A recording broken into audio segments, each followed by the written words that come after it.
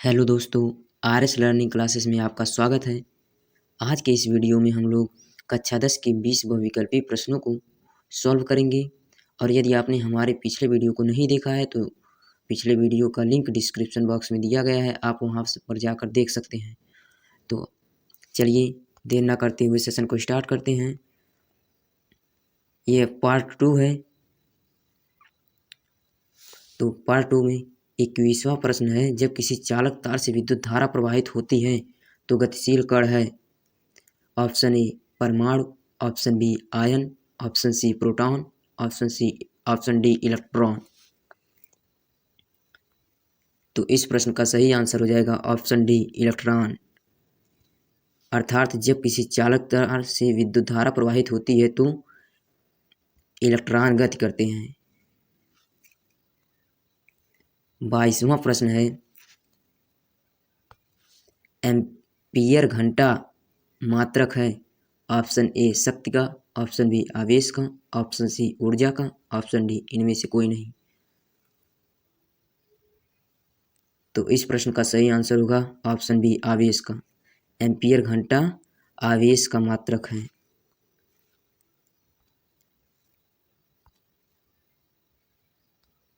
23वां प्रश्न है, निम्नलिखित में से कौन सा मात्रक वाट के बराबर है। ऑप्शन ए जूल प्रति second, option B joule into second, option C second into second प्रति जूल, ऑप्शन डी इनमें से कोई नहीं। तो इस प्रश्न का सही आंसर हो जाएगा ऑप्शन ए जूल प्रति सेकंड 1 वाट के बराबर होता है। 24वां प्रश्न है, विद्युत धारा का मात्रक है। Option A ampere, option B volt, option C ohm, option D watt. तो इस प्रश्न का सही आंसर हो जाएगा ऑप्शन ए एम्पियर। विद्युत धारा का मात्रक एम्पियर होता है। 25वां प्रश्न है, ग्लोबल वार्मिंग के लिए उत्तरदायी गैस कौन सी है। ऑप्शन ए दिया गया है ऑक्सीजन यानी कि O2, ऑप्शन बी NH3 यानी कि ammonia gas, option C carbon dioxide gas, option D nitrogen gas. तो इस प्रश्न का सही आंसर हो जाएगा option number C carbon dioxide gas. Global warming के लिए उत्तरदायित्व गैस कार्बन डाइऑक्साइड गैस होती है। 26वां प्रश्न है, शरीर में भोजन का पचना किस प्रकार की अभिक्रिया है। ऑप्शन ए उपचयन, ऑप्शन बी संयोजन, ऑप्शन सी विस्थापन, ऑप्शन डी अपचयन। तो इस प्रश्न का सही आंसर हो जाएगा ऑप्शन ए उपचयन। 27वां प्रश्न है, कली चूना पर जब जल डाला जाता है तब अभिक्रिया होती है। ऑप्शन ए दिया गया है ऊष्माक्षेपी, ऑप्शन बी दिया गया है ऊष्माशोषी, ऑप्शन सी है विस्फोटक, ऑप्शन डी इनमें से कोई नहीं। तो इस प्रश्न का सही आंसर हो जाएगा ऊष्माक्षेपी, क्योंकि आप जब कली चूना को जल में डालते हैं तो उसमें से भाप के रूप में ऊष्मा निकलती है, इसलिए इस प्रश्न का सही आंसर हो जाएगा ऊष्माक्षेपी। 28वां प्रश्न है, निम्नांकित में से कौन सा सबसे अधिक अभिक्रियाशील है। ऑप्शन ए दिया गया है copper, option B Hg, option C Ag, option D Au। तो इस प्रश्न का सही आंसर हो जाएगा Cu, क्योंकि इस पर सबसे कम इन उपरोक्त में से निम्नलिखित में से सबसे कम आयन उपस्थित होते हैं, इसलिए इसका सही आंसर हो जाएगा ऑप्शन ए कॉपर। 29वां प्रश्न है, चूना जल का रासायनिक सूत्र है। ऑप्शन ए दिया गया है CaO, ऑप्शन बी दिया गया है CaCl2, ऑप्शन सी दिया गया है CaOCl2, ऑप्शन डी CaOH2। तो CaO होता है बूझा चूना का सूत्र और ऑप्शन बी होता है CaCl2 calcium chloride, option C दिया गया है CaOCl2, यानी ए भी गलत है, ए भी गलत है और CaOCl2 इसका ए होता है रासायनिक मतलब विरंजक चूड़ का सूत्र, तो ए भी गलत है। अतः हमारा सही आंसर हुआ CaOH का होल टू हाई, यानी कि कैल्शियम हाइड्रोक्साइड चूना जल का रासायनिक सूत्र होता है। 30वां प्रश्न है, कोई विलयन लाल लिटमस को नीला कर देता है तो उसका पीएच मान होगा। Option A 11, option B 10, option C 5, option D A और बी। तो आप लोग जानते हैं कि यदि कोई विलयन लाल लिटमस पेपर को नीला कर देता है तो उसका पीएच मान वो क्षारीय होता है। तो क्षारीय का पीएच मान 7 से हमेशा अधिक होता जाता है। ऑप्शन ए और ऑप्शन बी दोनों सही होंगे।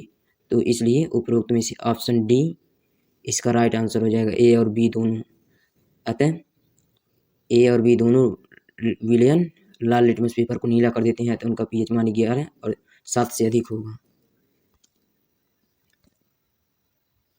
32वां प्रश्न है, 31वां प्रश्न है, एल्काइन में कार्बन के बीच कितने सहसंयोजक बंधन होते हैं। Option A 1, option B 2, option C 3, option D 4। तो इस प्रश्न का ऑप्शन हो जाएगा सही ऑप्शन सी 3, क्योंकि 1 बंध होते हैं एल्केन में, 2 बंध होते हैं एल्कीन में और 3 बंध होते हैं एल्काइन में। तो इसका सही आंसर हो जाएगा ऑप्शन सी 3। 32वां प्रश्न है, ग्लूकोज का आणविक सूत्र क्या है। ऑप्शन ए दिया गया है C6H12O6, option B CH3COOH, option C CH3CHO, option D CHCl3। तो इस प्रश्न का सही आंसर हो जाएगा ऑप्शन ए C6H12O6 ग्लूकोज का आणविक रासायनिक सूत्र होता है। 33वां प्रश्न है, उच्च वसीय अम्लों के सोडियम लवण कहलाते हैं। ऑप्शन ए साबुन, ऑप्शन बी अपमार्जक, option C plastic, option D rubber. तो इस प्रश्न का सही आंसर हो जाएगा ऑप्शन ए साबुन। उच्च वसीय अम्लों के सोडियम या पोटेशियम लवण साबुन कहलाते हैं।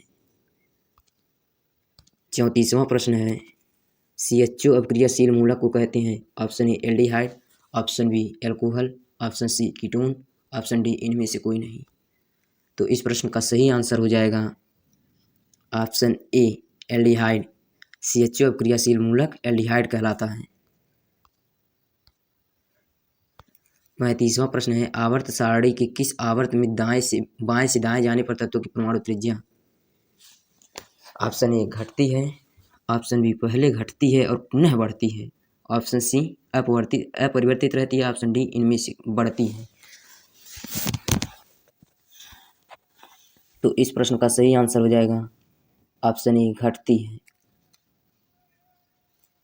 किसी आवर्त सारणी के किसी आवर्त में बाएं से दाएं जाने पर तत्वों की परमाणु त्रिज्या सदैव घटती है। 36वां प्रश्न है, निम्नांकित तत्वों को उनके आधातु गुण के अनुसार बढ़ते क्रम में सजाएं। लिथियम दिया गया है, ऑक्सीजन दिया गया है, कार्बन दिया गया है, बेरिलियम दिया गया है, फ्लोरीन दिया गया है। तो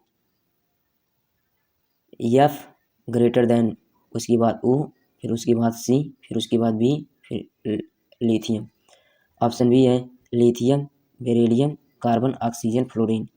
सी है फ्लोरीन, उसके बाद कार्बन, ऑक्सीजन, उसके बाद कार्बन, उसके बाद लिथियम, उसके बाद बेरिलियम। तो इस प्रश्न का सही आंसर हो जाएगा option B lithium, beryllium, carbon, oxygen, fluorine.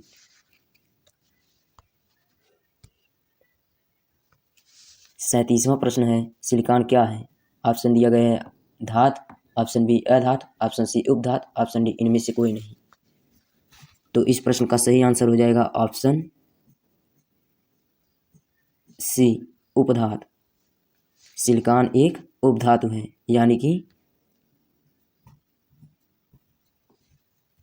उपधातु जो धातु और अधातु दोनों के गुणों को प्रदर्शित करता है उपधातु कहलाता है। 38वां प्रश्न है, निम्नांकित में से कौन विद्युत धनात्मक तत्व है। Option A carbon, option B chlorine, option C sodium, option D phosphorus. तो इस प्रश्न का सही आंसर हो जाएगा ऑप्शन सी सोडियम। सोडियम विद्युत धनात्मक तत्व है।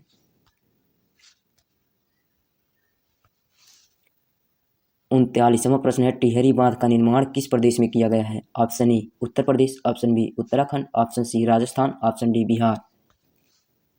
तो इस प्रश्न का सही आंसर हो जाएगा ऑप्शन बी उत्तराखंड। टिहरी बांध का निर्माण उत्तराखंड में किया गया है। 20वां प्रश्न है, निम्नांकित में से किस धातु को केरोसिन में डुबोकर रखते हैं? Option A magnesium, option B sodium, option C पारा, ऑप्शन डी टंगस्टन। तो इस प्रश्न का सही आंसर हो जाएगा ऑप्शन बी सोडियम। क्यों? इसका कारण यह है कि यदि हम सोडियम को केरोसिन ऑयल में न डुबोएं तो यह जल से संपर्क करके तुरंत आग में परिवर्तित हो जाता है।